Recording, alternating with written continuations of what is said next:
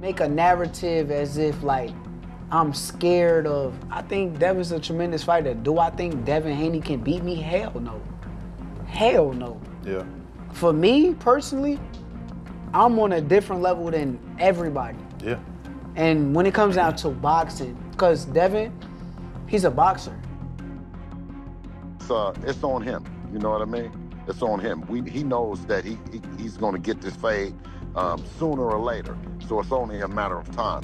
Obviously, we can't go down. You know, we can't go down to 135. So, you know, he would have to come up. And, you know, he can get this work anytime. He ready. I see greatness, man. I see greatness. Shakur practically beat him with one hand, man. That jab, man. Most important hand you have, man. You know? And he looked good doing it, sharp.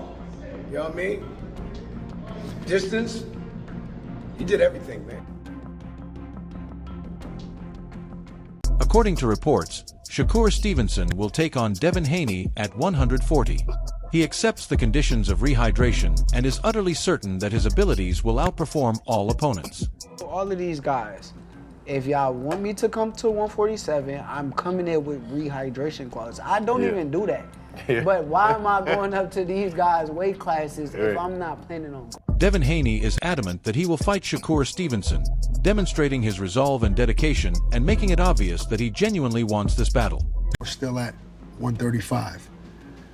You can't, you know, say your name without saying Shakur to your female tank, right? It just is what it is. Is that fight going to ever happen? Would it ever happen against you and Shakur? 100%, yeah.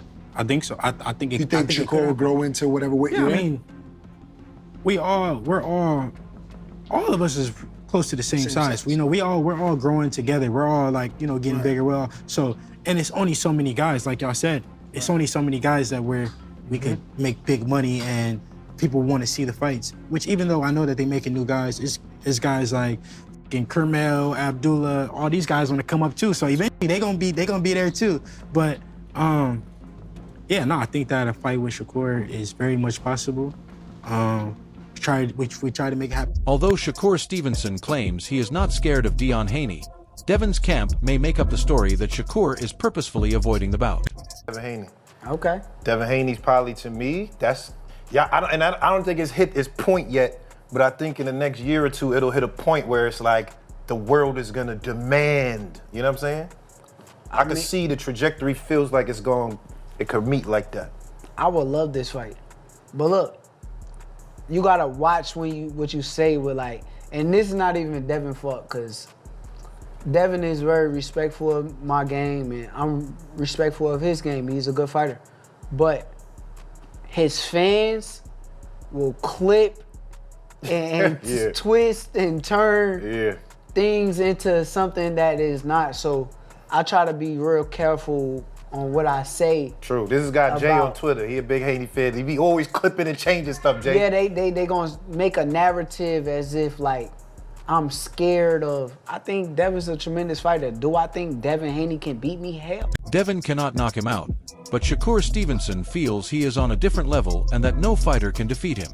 Like he's a fucking stone cold killer who's just gonna go in there and try to knock me the fuck out. Yeah. He's gonna try to outbox me. I'm the greatest boxer. How do you? So that's how I feel about the fight. Yeah. But it all gotta make sense from a business standpoint. I don't like getting up here and negotiating against myself. And, for sure. But for me, I'm willing to make the fight. But do you see it as it being that could, you know, like we always said, the Four Kings, even though you wasn't a part of it, the whole plot is like at the end of the road, there's gonna be two guys left standing, and that's the big fight. Do you see that as that's potentially what that could be? I'm a bad motherfucker. In an effort to establish his genuine greatness, Devin Haney is motivated to prove himself by taking on elite opponents like Shakur Stevenson. Fights are not possible. Would you be more inclined just to move up to 140? Yeah, you know, if I can't get those fights next or it doesn't make sense for it to be next, I'll probably go to 140, test it out, see how I feel at the weight at 140, and then if when the time is right, then, you know, I'll defend my belt at 135. We'll just see, though. I got to go back and talk with the team and see what makes the most sense. That's. They won't descend and wait, according to Bill Haney. Therefore, anyone who wants to fight has to go up to 140. He didn't become undisputed yet. They didn't mention the franchise belt, which directly impacted Devin's career early on, right? And it seemed like, I was saying this on my live earlier, you tell me what you think about this, but it seems to me like there's a lot of people that have tried to block y'all ambition, right? Between you signed to the wrong company, you know, Loma not taking the Devin fight, Tio not taking the Devin fight, Rolly saying he just don't want to fight Devin. Do you see that? Like, how do you see that? You know, as far as like, people know you're ambitious, they know you want to be unified, they know you want to be undisputed. So they put all these obstacles up and they make it hard for you to achieve what you're trying to achieve. Absolutely. I think it's been historic in the way that He goes on to say that the fight can take place whenever the opponent is prepared. we must keep our composure and our patience and understand that it's part of the process when you're that good. You know what I mean? We can't say it any other way. You know, they're running out of narratives. You know what I'm saying? And, you know, it's what the people want to see. We don't never say, okay, you know, well, this guy has done something wrong or he did bad business. So, you know, we'll never do it. Obviously, you know, when we go through negotiations and we spend time in there, whether it's put something together for Richard Hitchinson, for him to come back later and to say, you know, yeah, I want that fight. Well, when we were trying to make the fight, we couldn't. You didn't want to negotiate. You went somewhere else. When we were negotiating with Shakur Stevenson, instead of him negotiating with us, he said that he's going to go somewhere. Tim Bradley thinks Shakur Stevenson might become the greatest boxer in history, perhaps surpassing Terence Crawford. Crawford, a 5-weight division champion with incredible accomplishments, is unquestionably on the sport's Mount Rushmore. Bradley believes Shakur has the ability to achieve even greater success, though, much like Crawford. He explains that this is about the opportunities that were unavailable to Crawford because of boxing politics at the time, not about matching Crawford's several uncontested belts or progressing through multiple weight classes. Bradley notes that if individuals such as Turki Alashik had existed during Crawford's ascent, filling in the gaps between promoters, major bouts against rivals like Keith Thurman, Danny Garcia, Errol Spence, and Yadenis Ugas could have occurred sooner, increasing Crawford's notoriety even further. I feel like Shakur, just like Crawford was with me, Shakur has the ability to pass Terence Crawford. Listen up. Now, not in the sense of becoming 3-time undisputed and, you know, going up to, you know, that many weight classes. Not from that standpoint. You know, he already has 4 weight classes. Crawford is a 5-weight division champion. But in a sense of having the opportunities that Crawford didn't have. You know, Crawford would have been even bigger than what he is if the politics didn't play into the sport at the time. And now that, you know, you have guys like Turki Alashik that is able to bridge that gap between promoters and, you know, make these big fights. In light of this, Shakur is ushering in a new era in which skilled fighters weighing between 130 and 135 pounds are easier to find, providing him with the opportunity to regularly compete against elite opponents. Devin Haney, Lamont Roach, O'Shaquie Foster, Gary Russell Jr., Dalton, and others. Shakur's possible opponents are Smith, Brian Garcia, and others. Bradley highlights that in addition to having the ability to compete with these fighters, Shakur also has the chance to defeat them, securing his legacy and possibly surpassing Crawford in terms of impact and accomplishments. Turki was around when Crawford was on his climb. You know, when Crawford couldn't get those big fights with like Thurman and Danny Garcia and Ugas, and, you know, he got it later with Sean Porter, but it was later. But imagine if Crawford was able to have that run and, you know, Errol Spence, Danny Garcia, Ugas, Keith Thurman, you know, the list goes on. If he would have had all those guys on his ledger, imagine how big Crawford would be. He would be even bigger than what he is today. You know, bigger than what he is today. So with that being said, you know, with these fighters hovering around 135, these talented fighters, hovering around 135, 130. Guys like, Oshaki Foster, like I mentioned, going to go up to 135. He's big enough to go to one. Although there is a significant barrier, it is evident from seeing these two warriors compete that, aside from cheating, they have a very slim chance of losing. Having stated that, Shakur replies to Devin Haney, and Devin Haney replies to Shakur. The interaction between elite boxers is shown by this back and forth. The Four Kings 2.0, which included Devin Haney, Ryan Garcia, Teofimo Lopez, and Gervonta Davis, were first discussed as being comparable to the storied days of Marvin Hagler, Tommy Hearns, Sugar Ray Leonard, and Roberto Duran. Haney going to concede to that? I doubt it. So there's a major obstacle in the way. But nonetheless, as you watch these two fighters fight, you can clearly see, outside of cheating, they're more than likely not going to lose, right? With that said, Devin Haney immediately responds to Shakur. Shakur responds to Devin, right? Again, we had the initial Four Kings. It was Devin, Ryan, Tio, and Tank Davis, right? It was supposed to be the Four Kings 2.0. From the Marvin Hagler, Tommy Hearns, Sugar Ray Leonard, Roberto Duran. It's interesting to note that Roberto Duran, who battled several of the first four monarchs, was vanquished by Wilfred Benitez, who is sometimes disregarded in studies of that era. Hearns viciously knocked Duran out, Hagler outclassed him, Benitez defeated him, and he only defeated Sugar Ray Leonard once. Bonnets is still overlooked in spite of these successes. Shakur Stevenson has also frequently been eclipsed by fighters like Devin Haney, Ryan Garcia, Gervonta Davis, and Teofimo Lopez. But Stevenson has started to show his mettle, especially after defeating Teofimo Lopez. Tank Davis's legal troubles and unwillingness to fight, however, underscore the difficulties and possibilities that are changing the face of contemporary boxing. We had that Four King era, but nobody mentions Wilfred Benitez. And the fact remains is Wilfred Benitez beat Roberto Duran as well. And Roberto Duran is 1-4 against those guys. He beat Sugar Ray Leonard the first time. Outside of that, Roberto Duran, he lost to he quit against Sugar Ray Leonard. He got knocked out brutally by Tommy Hearns. He got outboxed by Marvin Hagler and outclassed by Wilfred Benitez. Right? But he's overshadowing Wilfred Benitez. And I felt like these guys, Devin Haney, Ryan Garcia, Tank, and Tio, overshadowed Shakur Stevenson. And now Shakur Stevenson has shined the light by dominating Teofimo Lopez. In response to the Shakur Stevenson versus Devin Haney bout, Bernie Thawboxer emphasizes the accomplishments and legacies of both competitors.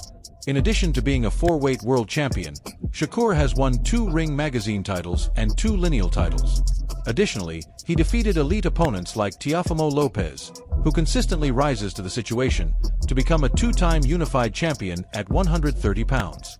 The fight, Conor Ben comes into the ring, they talk, have some words, but Shakur Stevenson said, I want to put that same rehydration clause you put on Chris Eubank. Tell me, what did you get out of that moment in the ring? Well, I heard on the press conference where I think it was his manager said that, that was a clown move, but I think Shakur invited that, I don't even know if I would have said all that about Conor being right then, but I think he really wants that fight. He really wants the money for the fight. He been saying that, and now he came through victorious. I think he really wants that money for that fight. He wants the money for the fight. In contrast, Devin Haney, a 3-weight world champion, was once undefeated. Bernie stresses that Shakur should confront Devin head-on if he so chooses. Fighting Devin when he was at his best would guarantee that Shakur gets full credit for a huge accomplishment and leave no space for excuses. Both competitors are excellent, according to Bernie, but Shakur Stevenson's position as one of the greatest fighters of his generation would be further cemented if he defeated Devin in his prime, demonstrating his talent, tenacity, and championship-caliber skills. He fights accomplishments because now Shakur is a 4-weight world champion. Devin is a 3-weight world champion. Devin was undisputed, but now Shakur is a 2-time lineal champion. So he's a 2-time Ring Magazine winner. Two-time unified champion. If you want to add the ring, far as with the WBO, he was unified at 130. So he's a two-time unified champion, two-time lineal champion. Beat a guy like Teofimo Lopez, who rises to the occasion.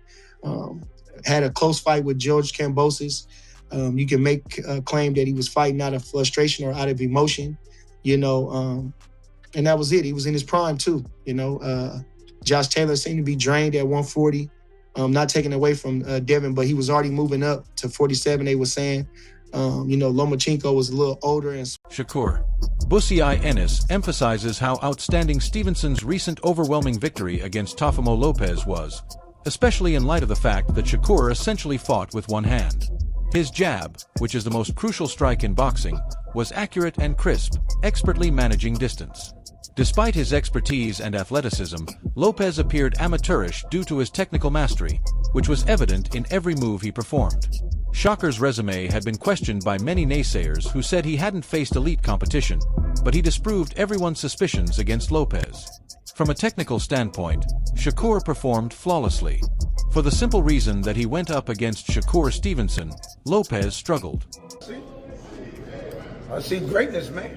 I see greatness. Shakur practically beat him with one hand, man. That jab, man. Most important hand you have, man. And he looked good doing it, sharp. You know what I mean? Distance. He did everything, man. He did everything right, man. A lot of people thought it would be a tough fight because Teo's athletic, Teo's experienced, he's fought on a high level. Mm-hmm. And, they were critical of Shakur. He ain't fought nobody and this and that. Yeah. He made Teo look like everybody else. Made him look like an amateur. Made him look like an amateur. Yes. Now, technically, what did you see? Right? Where did Teo go wrong in that fight? Where he went wrong? Yeah. Fighting Shakur. That's where he went wrong. Fighting Shakur. I knew he just running his mouth. He just was talking, man. I knew that from the beginning. Even the Shakur continued to dominate the battle despite having a minor injury to his left hand. He threw the jab non-stop and only used it infrequently. Shakur could have achieved a stoppage if needed, Buzzy stresses. Nevertheless, he handled the fight well in spite of the discomfort. In addition to his abilities, the performance demonstrated his knowledge and poise in the ring. Fans in Philadelphia and elsewhere saw Shakur establish himself as one of boxing's greatest performers in a masterclass. He demonstrated that excellence doesn't depend on ideal circumstances by controlling the fight despite being injured. It requires talent, heart, and steadfast concentration. Yeah, Shakur knows you could have got stopped too, but Shakur hurt his left hand. His left hand was hurt. If you notice, he was using that jab a lot. Yeah, jab and then the hook. And he threw the left hand every now and then. Because I was screaming out. Everybody said they heard me in Philly. Yo, we could hear you on the TV. Yo. Yeah, that's my young buck. You know what I mean? And I was telling him to throw that straight left hand. Then I noticed when he did throw it, he wasn't throwing it real hard. You know what I mean? Mm-hmm. You know what I mean? But he looked spectacular, man. You know what I mean? You can't ask for nothing more, man. And with me, I don't care about what people say, man. They always want to talk about you and say, oh, he should have did this, should have did that. He did everything that he was supposed to. Everyone is excited to watch the battle between Devin Haney and Shakur Stevenson. Every moment in the ring is unpredictable and dramatic because both combatants bring extraordinary talent, speed, and commitment. Fans are arguing who will win by evaluating their performances and styles. The stakes are extremely high, and every punch and movement matters. Devin's strength and agility combine with Shakur's technical mastery to create a match that is sure to be spectacular. This fight has an electrifying vibe and could define the careers of both competitors, making it one of the most memorable fights in modern boxing history. That even remotely sparks my interest for Shakur Stevenson is this guy right here, Devin Haney. Look at them, they're the same size. Obviously, Devin's moved up to 147. Shakur demands a catch weight. We'll see if Devin goes for the bait because I think Shakur Stevenson, there's no doubt about it, he has the skills to compete at 147 to be 5 weight division champion. I feel like that would... That concludes the video for today. Thus, keep an eye out. Until the next.